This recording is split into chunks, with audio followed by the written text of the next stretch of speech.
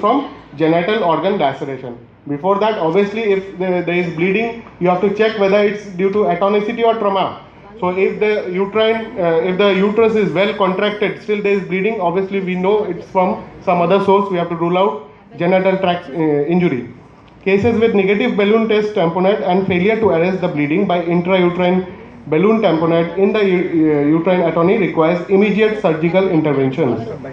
Radiological management, which is the most recent of all, uterine artery embolization, useful, fertility desired. Still, it is not as much rampantly done in our country because this radiological method requires the availability of 24 hours intervention radiologist, which you know in our country a normal radiologist is difficult to get around. So to get an intervention radiologist 24 hours is a very difficult job.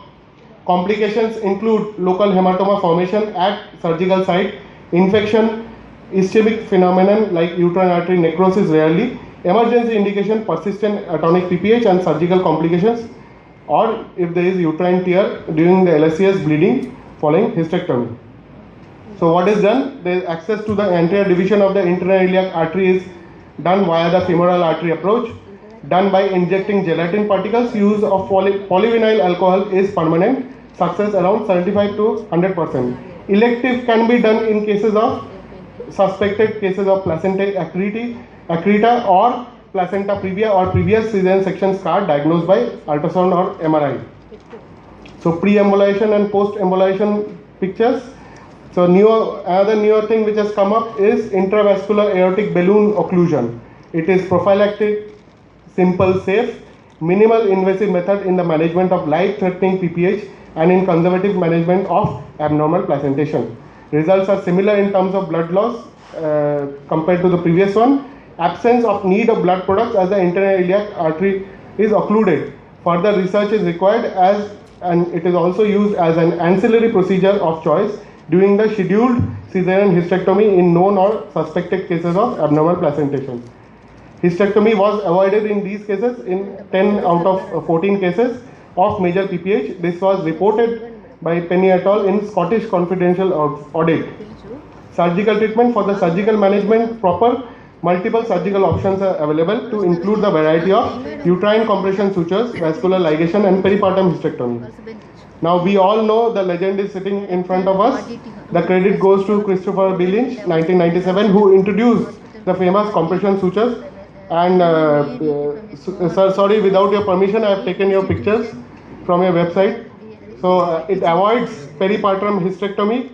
Modifications have been done by chi-square sutures, Heyman sutures, Pereira sutures, and cervical ischemic modification sutures.